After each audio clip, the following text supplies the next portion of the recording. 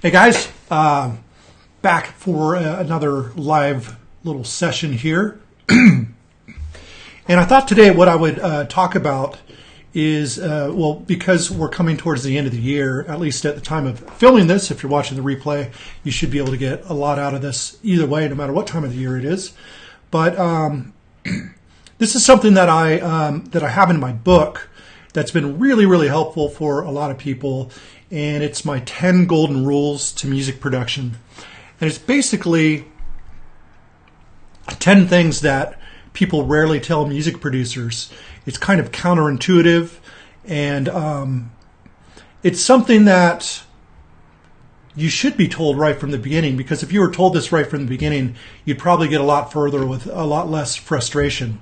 So with that, I just want to dive right into this. So basically, I'm going to read this from my book, The Mental Game of Music Production, The Mental Game of Electronic Music Production. If you go to Amazon, you could just type in music production, and the book comes right up. It's a bestseller there, and if you haven't read it, you should check it out. But I'm going to give you an excerpt from that because I think that it'll be really helpful. So with that, I already created a video and edited it because I make mistakes while I'm reading, and I didn't want to waste any of your time. So let me drag this in, and I'll talk to you guys in a little bit. All right, so today I'm going to do something a little bit different for this live stream. I'm going to read you from my book, The Mental Game of Electronic Music Production, the 10 golden rules, or these are 10 things people just don't tell music producers when they're getting started, and it can really hold you back to not understand this. I've talked about these rules before, but with the new year coming up, I wanted to make sure that you guys really get this ingrained in your head because it's incredibly important, especially if you've been feeling a lack of motivation in your music making. So let's go ahead and get started. 10 golden rules. So if you are new to music production, or even if you've been poking around for a while, there are a number of things that you haven't been told about music making. Depending on what angle you are taking to get into the music production game, you are likely either over or under preparing for what lies ahead. Sadly, many suffer from what they consider to be complete failure and thus give up. It is my belief that if they had this information ahead of time, they probably would have had the power to move through the rough spots. The following are 10 things I certainly wish I had known when I started, or even after 10 years. So number 1. Your first attempts at making music won't be great, and that's the way it should be. One of the biggest mistakes an aspiring producer can make is to think their next song is going to be the song that not only changes their lives, but changes music history. Unfortunately, these are the high expectations and pressure they put on themselves, and this is the reason they never finish anything. Nothing you make the first time around can compete with the producers who have churned out hundreds or even thousands of songs. If you sit there for a year or more struggling to make your first song the hit of the century, you're missing the opportunity that creating many imperfect songs can bring you. The truth is that you need to finish a good 10 to 20 songs before you start to find your groove. This might seem daunting for perfectionists, but if you can put aside perfection and just call a project done when you've reached the tip of your current skill level, you'll find yourself improving at a dramatically faster rate. Plus, as your production and listening skills get better, you can always go back and revisit the old songs for improvements that now seem obvious to you. Number 2, nobody creates in a constant peak state. Peak states of consciousness, also called flow, is considered to be the most desired state a human being can experience. Extreme athletes and adventurous don't risk their lives because they're crazy. It's because being on the edge is the only way to create those flow states. Nobody can experience these states constantly. And when I say nobody, I mean it. The reason for this is that peak states of creativity follow a pattern which involves lulls and frustration. It's two sides of the same coin, and you simply can't have one without the other. If you aren't putting yourself at the edge of your capabilities and risking failure, your level of focus simply won't be intense enough to put you into this peak state of mind. If you are a multitasker or tend to surround yourself with distractions, you will have no chance of reaching this state. Peak creativity states make the whole world fade away, and you experience now in a way that can't really be explained unless you have been there. Great artists have taught themselves how to get into the state more often than others, but still understand that 90% of the time, all artists have to push themselves to do work regardless of how they feel. In fact, as I wrote this, I was interrupted and brought into a whole conversation that I had to politely exit. It will now take me a bit of time to get back into my flow, even though it wasn't a peak flow. Regardless, the show must go on and so must you. So don't wait for the right time. Peak states only come to those who are willing to do the work regardless. Number 3, most of what you think you need to know doesn't matter. So many artists have this belief that they can't start making music with what they know right now. Because of this fear of creating, they over-prepare. They end up wasting hundreds of hours watching every tutorial, outlining tips for every style of music, and diving deep into music theory. What they don't realize is that most of this information will fall right back out of their head and never make it into their toolbox. On top of that, they're getting so many opposing pieces of advice that all this information causes more confusion than it does benefit. As a rule, a new producer should spend 80% of their time making music and only 20% at most spent learning new techniques. I recommend you take your own skills as far as you possibly can, and only then do you search out the 1 or 2 tutorials that will get you over that creative hump so you can reach the next level in your music making. This is the only way you will retain what you have learned, as well as the only way you will keep yourself focused on actually making music. Don't get yourself caught up in the information trap for the wrong reasons. Number 4, most of the tools you think you need, you don't. Many producers, new and old, join groups and forums related to their musical style or DAW of choice. I believe it is smart to interact with like-minded people, but be warned. The time people are spending on these forums is time they probably should be using to make great music. This lack of focus on actually working on your music can become contagious, as everyone in the group lets everyone else off the hook. Then there are the know-it-alls. These are people that are pissed off that their amazing talents haven't boosted them into the stratosphere of fame and glory. These people are better than you, and they want you to know it. Oh, you're using that compressor? That thing sounds like dog shit. If you aren't using XYZ plugin or this piece of hardware, you might as well pack it in. Pretty soon you're spending all of your songwriting time searching forums, discussing 10 different points of view on what compressor you need to have to be taken seriously by your peers. Stop it, stop it, stop it.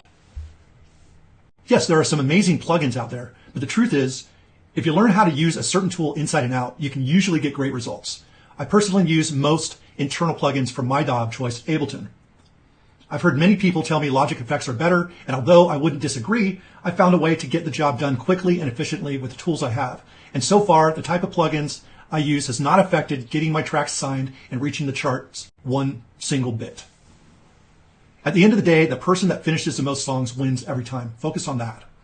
Number 5, your habits count more than your knowledge. Once again, you need to stop thinking you need to know everything.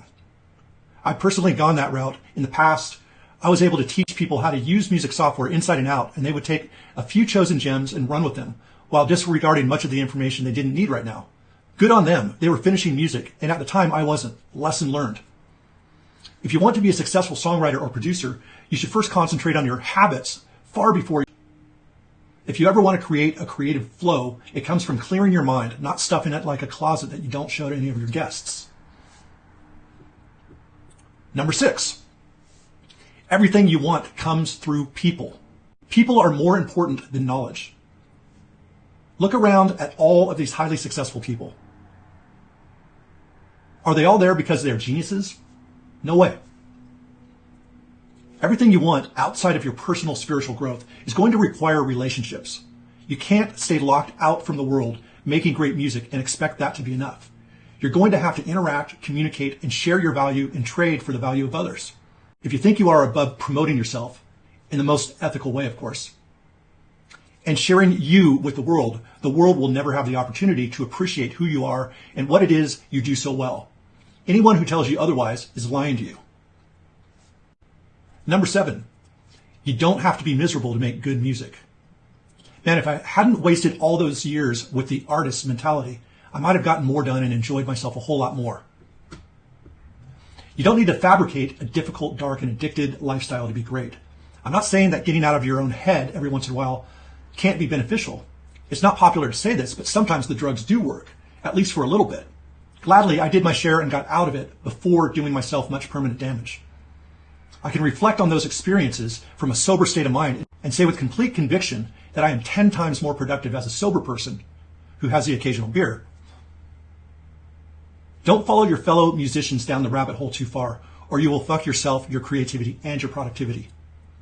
Have experiences to make music, but always give your music top priority. The lifestyle is largely bullshit anyway. Don't believe the hype. Number 8, musicianship is optional. I've spoken out many times of my happiness in being a non-musician, or at least my happiness of not letting it get in the way of creative things I am proud of.